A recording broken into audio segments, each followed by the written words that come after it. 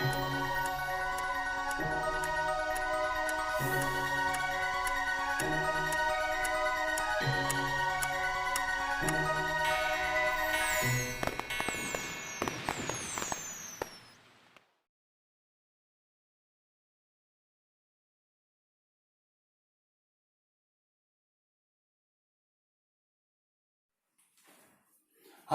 Dear student, पिछली बार हमने failures of wave theory का एक्सप्लेनेशन किया था जो फोटो इलेक्ट्रिक इफेक्ट एक्सप्लेन नहीं कर सकी। और उसके बाद जो हमने जो spectral of black body radiation का जो वीडियो जो बनाया है उसमें हमने कहा है कि ये जो ब्लैक बॉडी रेडिएशन स्पेक्ट्रम है ये स्पेक्ट्रम वेव थ्योरी के बेसिस पे हम एक्सप्लेन नहीं कर सके, उसको प्लैंक्स क्वांटम की जो हाइपोथेसिस है उसके बेसिस पे क्या होता है वो एक्सप्लेन होता है। और वही आइडिया को आइंस्टाइन ने 1905 में क्या किया, फॉरवर्डेड किया to explain the all the electromagnetic radiation types. Okay, so according to Einstein ने प्रपोज दैट ये जो इलेक्ट्रोमैग्नेटिक रेडिएशन है it is called as the light. This light under the certain condition it is behaves as a particle, it is behaves as a particle, or under the certain condition it is behaves as a waves। हमें पता है कि interference और diffraction जो phenomenon है light का, वो light का फिनोमेनन वेव थ्योरी के बेसिस पे हम क्या करते हैं, एक्सप्लेन करते हैं। वो फिनोमेनन हम क्वांटम थ्योरी के बेसिस पे यानी क्वांटम थ्योरी ऑफ लाइट जो है वो बेसिस पे हम जो प्लैंक्स ने दी थी वो बेसिस पे हम वो फिनोमेनन एक्सप्लेन नहीं कर सकते। वैसे ही फोटो इलेक्ट्रिक इफेक्ट जो है वो photo electric effect Planck's quantum hypothesis के बेस पे एक्सप्लेन कर सकते हैं, लेकिन वेव थ्योरी की इस पे क्या कर नहीं सकते, एक्सप्लेन नहीं कर सकते। And sometimes the light is acts as a waves and sometimes light is acts as a particle, और light is acts as a waves ये जो है इसका और पार्टिकल का जो है वो एक्सपेरिमेंट के से क्या हो गया, प्रूव हो गया कि light possess the dual nature, light possess the dual nature, it is act as a particle under the certain condition, under the certain condition it is act as a wave, it is act as a particle. तो आज जो है हमारा next जो article है वो Einstein postulates of quantization of energy. जो wave theory explain नहीं कर सकी उसको आइंस्टाइन ने प्लैंक्स क्वांटम थीसिस का जो प्लैंक्स क्वांटम थ्योरी की जो हाइपोथेसिस है वो हाइपोथेसिस के बेस पे आइंस्टाइन ने फोटो इलेक्ट्रिक इफेक्ट जो है उसको क्या किया है, एक्सप्लेन किया है, उसके वो ऑब्जर्वेशन को एक्सप्लेन किया है on the basis of Einstein postulates of quantization of energy. First हम देखते हैं क्वांटाइजेशन ऑफ एनर्जी क्या है। According to wave theory the light is emitted in a continuous form. हमने पहले उसका एक्सप्लेनेशन किया है, पिछले वीडियो में हमने इसका एक्सप्लेनेशन किया है, डिटेल में एक्सप्लेनेशन किया है कि कंटिन्यूअस फॉर्म कैसा रहता है, डिस्क्रीट फॉर्म क्या है। ओके, तो light is in the it is not according to wave theory light is in the form of continuous wave form, continuous energy form, but according to Planck's quantum hypothesis the light is in the form of the small packets, light is in the form of small packets or bundles. These small packets or bundle called as the quanta, वो bundle को उसने क्या कहा है, it is called as the quanta, उसको उसने क्या कहा, quanta कहा है। and quanta is the plural form, और plural form किसका है, quanta यानी quantum का, क्वांटम का प्लूरल फॉर्म क्या है, क्वांटा, क्वांटम यानी सिंगल, और ये जो क्वांटम ऑफ एनर्जी है this quantum of energy, quantum of energy name as a photon, this quantum of energy name as a photon. जो पार्टिकल जो है उसको क्या नाम है, फिर लाइट में जो पार्टिकल जो है उसको क्या नाम दिया है, फोटोन दिया है। That is the quantum of energy name as a photon and each photon possess the energy E equal to H mu, each photon possesses the energy E equal to h mu। ये जो E equal to h mu है, ये each photon की energy क्या है, same है, और this energy is depends upon the frequency। This mu is the frequency of photon। mu को हम क्या कहते हैं, mu is the frequency of photon, frequency of photon, और h is the Planck's constant, h is the Planck's constant। okay, h is the Planck's constant, और इसकी जो value है Planck's constant की, वो वैल्यू कितनी है, 6.63 into 10 to the power minus 34 joule second. 6.63 into 10 to the power minus 34 joule second. और ये वीडियो में हम एक इंटरेस्टिंग बात आपको ये प्लैंक्स कांस्टेंट के बारे में समझाने वाले हैं, इसलिए वीडियो पूरा देखिएगा डियर स्टूडेंट, उसको फॉरवर्ड में और रिवर्स में मत देखिएगा, ये इंटरेस्टिंग वीडियो होने वाला है। ओके, तो प्लैंक्स कांस्टेंट का जो है 6.63 into 10 to the power minus 34 joule second. Okay, तो इस जो इलेक्ट्रोमैग्नेटिक स्पेक्ट्रम जो है, हमें पता है इलेक्ट्रोमैग्नेटिक स्पेक्ट्रम का जो लास्ट जो है दैट इज एक्सरे और gamma rays. It is the high frequency rays. It is the high frequency rays, but it possesses the short wavelength. But it possesses the short wavelength. और electromagnetic spectrum में जो है high frequency raise, यानी उसकी जो energy रहेगी वो क्या रहेगी, हाई रहेगी। That is the high energy radiation. If the frequency is more, then the rays possess the high energy, that is it is directly proportional to frequency।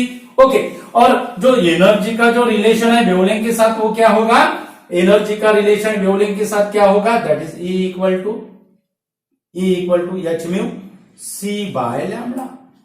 E equal to H mu का conversion C by lambda, where C is the velocity of light और wavelength is the lambda is the wavelength of light. यानी इससे क्या होता है, अगर frequency को energy of photon क्या है, डायरेक्टली प्रोपोर्शनल है, तो वेवलेंथ से क्या होता है, इट इज इनवर्सली प्रोपोर्शनल। यानी जो इलेक्ट्रोमैग्नेटिक स्पेक्ट्रम जो है, यानी हाई फ्रीक्वेंसी रेज की वेवलेंथ कितना है, शॉर्ट वेवलेंथ है, तो सेम हमको जो है वो हमें जो है वो ये इक्वेशन से भी क्या होता है, इंडिकेट्स हो रहा है कि अगर फ्रीक्वेंसी अगर ज्यादा है तो हाई एनर्जी रेडिएशन रहेगी, लेकिन it possess the short wavelength, it possesses the short wavelength, and electromagnetic spectrum is also explained on the basis of this energy equation। So this equation is called the Einstein equation, sorry Einstein relation कहते हैं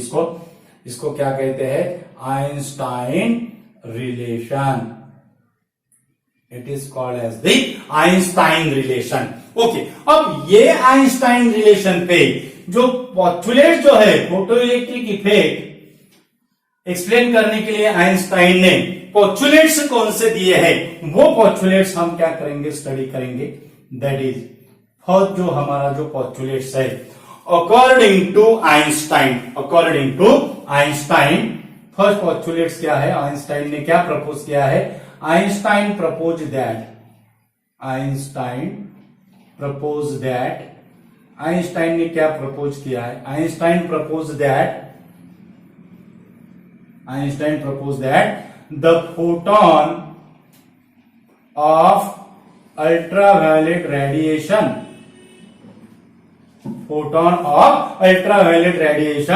incident on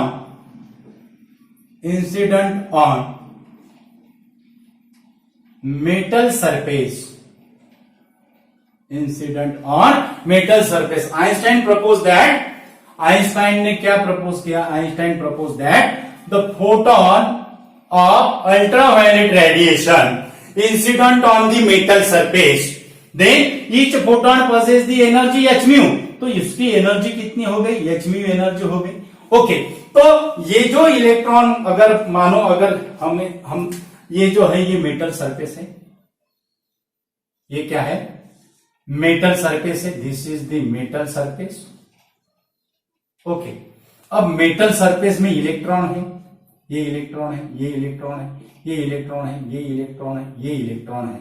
okay, और ये है h mu, this h mu energy incident on the metal surface. Okay, अब ये जो इसमें क्या रहेंगे, फोटोन रहेंगे। This h mu is consist of the photon, यानी ये फोटोन हो गए, ये फोटोन हो गए, ये फोटोन होगा। ओके, तो ये फोटोन क्या होगा, इंसिडेंट होगा।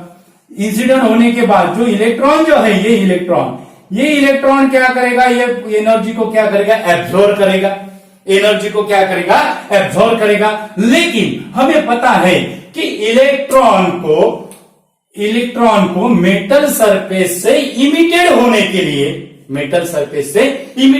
के लिए मिनिमम अमाउंट ऑफ एनर्जी का क्या होता है, रिक्वायरमेंट होता है। That is the minimum amount of energy required for the electron to escape from the metal surface. This minimum amount of energy is called as the work function.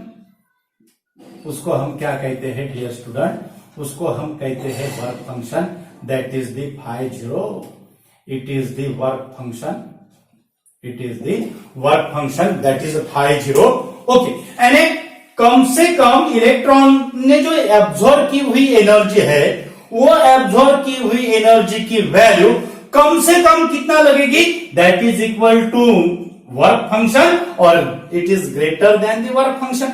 Work function से same रहेगा और उससे ज्यादा रहेगी, उससे कम नहीं रहेगी। अगर ये जो इंसिडेंट एनर्जी है, ये इंसिडेंट एनर्जी, ओके, ये अगर incident energy, if this incident energy is less than the phi zero, this incident energy is less than the phi zero, no emission of electron possible, no emission of electron possible, no emission of electron possible, क्योंकि कम से कम कितना energy emitted होने के लिए लगेगी, that is equal to work function.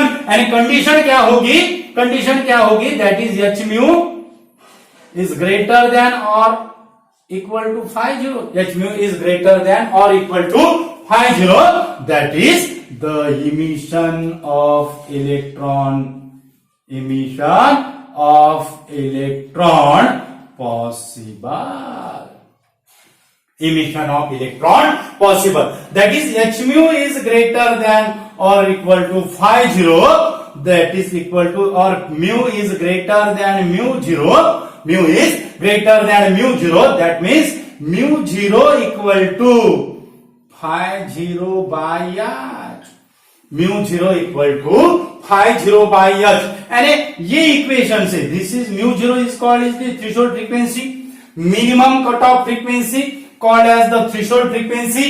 ये threshold frequency के इक्वेशन से क्या इंडिकेट्स होता है, अगर थ्रेशोल्ड फ्रीक्वेंसी अगर ज्यादा है तो वर्क फंक्शन भी क्या होगा, ज्यादा होगा। That is greater the work function,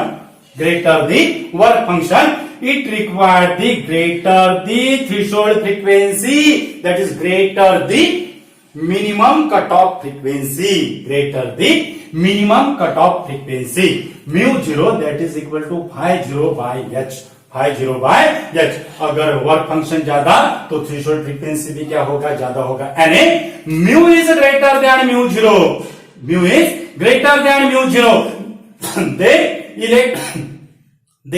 the electron possess the sufficient energy to liberate from a metal surface, कौन से कंडीशन पे, mu is greater than mu zero पे। अगर mu is less than mu zero अगर रहा, तो जो electron जो फोटोन एनर्जी एब्सॉर्ब जो करेगा, it is not sufficient to imitate the electron from the metal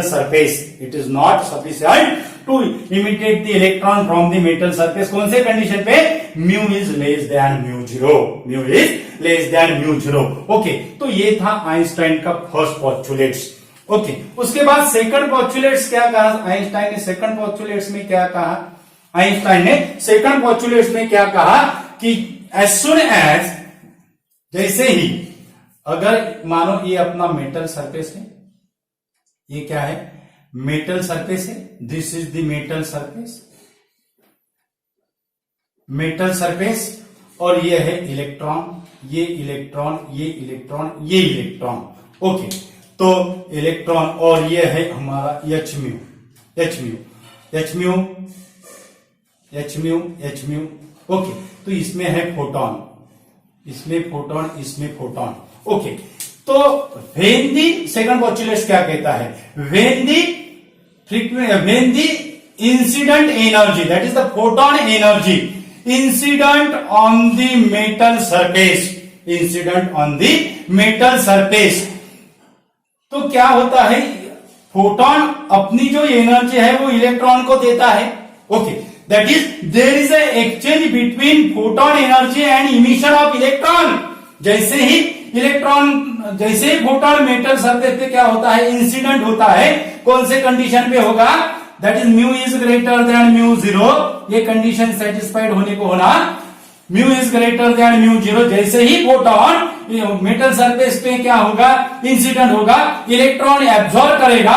okay, और इलेक्ट्रॉन में एब्जॉर्ब करने के बाद यानी एनर्जी का यहाँ पे एक्सचेंज होगा, that is the incident energy, that is the exchange between incident energy and emission of electron. And this action, this exchange, it is the instantaneous process.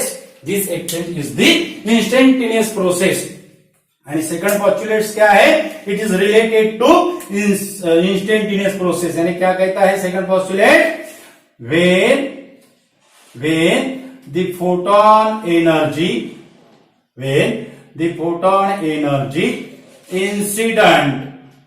incident on the metal surface, incident on the metal surface, when the photon energy incident on the metal surface, then the energy absorbed by electron, then the energy exchange between incident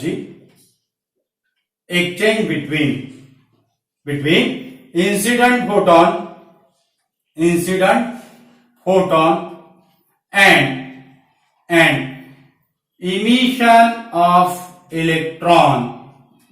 emission of electron is a instantaneous process. Emission of electron is a instantaneous process. यानी जैसे ही photon का energy incident होता है metal surface पे और frequency का condition match किया है, that is the greater than the minimum threshold, minimum cut off frequency, that is the threshold frequency, वैसे ही electron instantly emitted from the metal surface.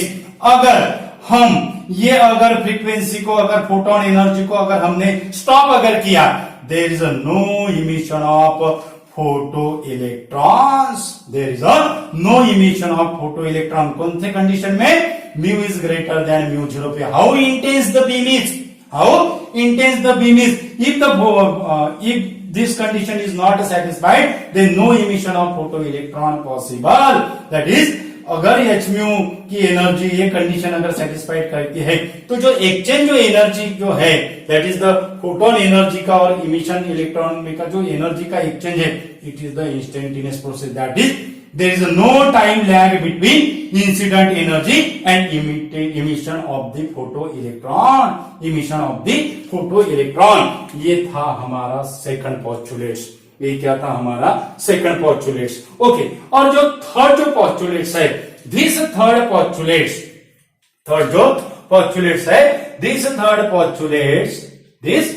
Postulates is related to intensity of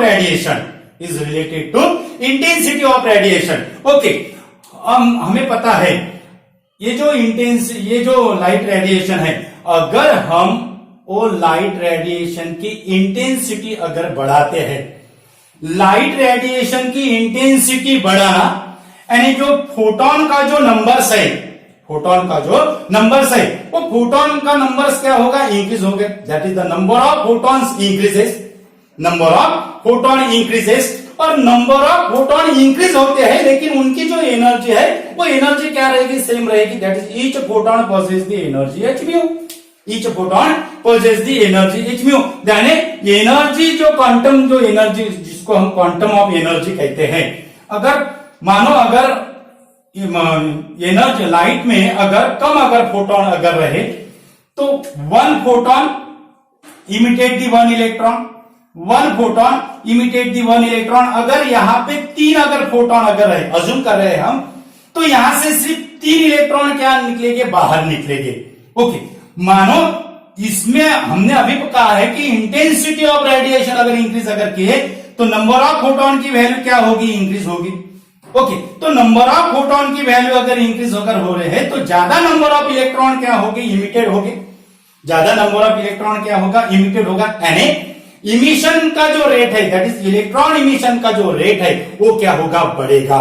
वो क्या होगा, बढ़ेगा। उसको हम क्या कहते हैं, if the energy intensity of radiation increases, third postulates क्या कहते हैं, if intensity of radiation increases, intensity of radiation increases, then number of photons increases, but possess the same energy, h mu, possess the same energy h mu।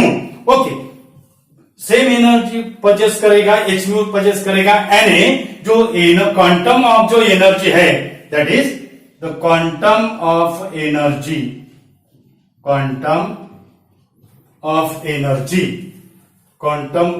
Energy, यहां लिखते हैं, यहां पे लिखते हैं, that is the quantum of energy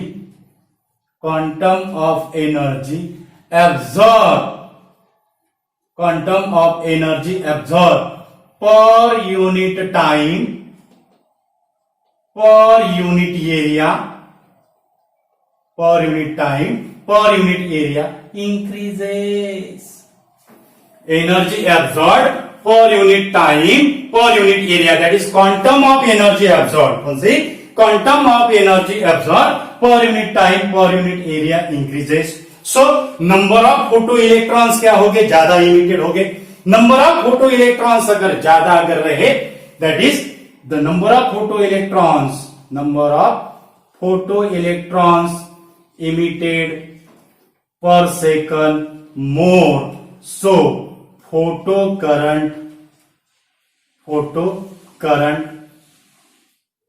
larger, photo currents greater बोलते हैं हम उसको, फोटो करंट ग्रेटर।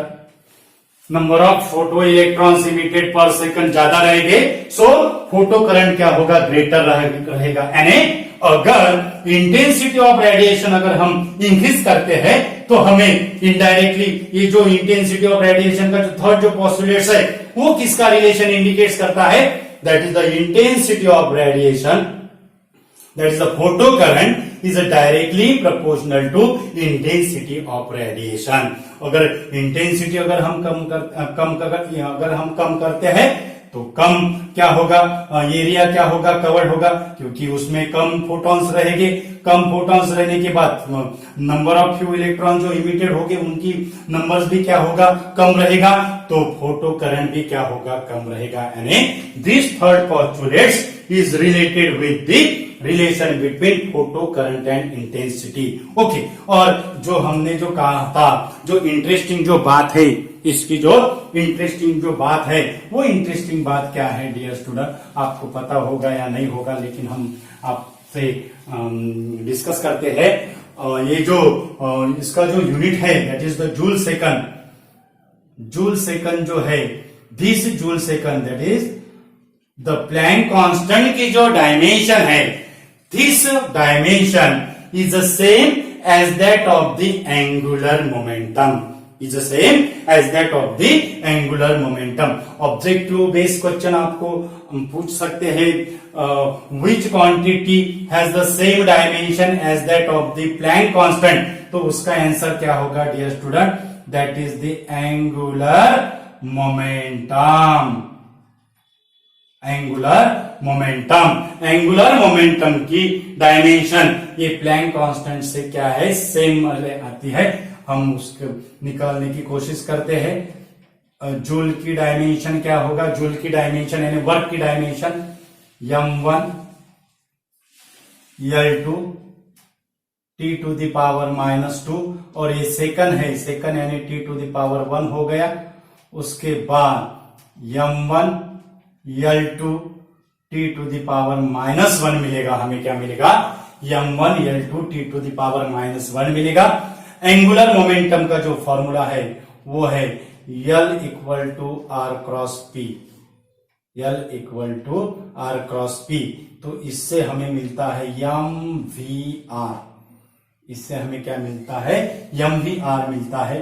ओके, तो mvr जो है, m यानी मास हो गया, उसकी डायमेंशन होगी m1, v यानी वेलोसिटी हो गई, उसकी डायमेंशन है metre per second.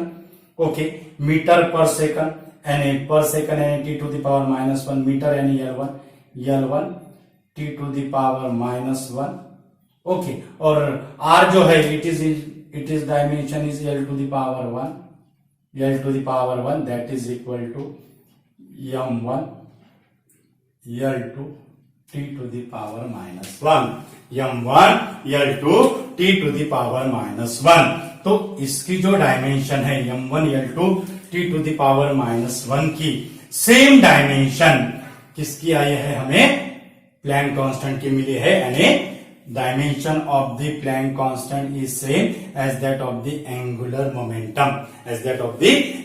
Momentum, okay, तो ये था डियर स्टूडेंट हमारा Einstein postulates of the quantization of energy.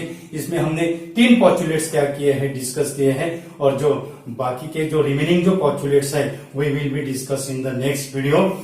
Thank you so much dear student, आप हमें बहुत बढ़िया रिस्पांस दे रहे हो, और आपका रिस्पांस की वजह से हम जो है इससे भी बेहतर करने की क्या करते हैं, कोशिश करते हैं, आपके पास हर बात पहुंचाने की क्या कर रहे हैं, कोशिश कर रहे हैं। और आप जो है ये वीडियो आपके फ्रेंड्स को भी शेयर कीजिए। जो हमारे चैनल पे अगर यूजर है तो हमारा चैनल क्या कीजिए, सब्सक्राइब कीजिए, और हम जो आपके जो फ्रेंड्स है उनको भी कहिएगा कि चैनल को सब्सक्राइब करने के लिए, और जो ज्यादा से ज्यादा शेयर कीजिए। Thank you so much once again dear student.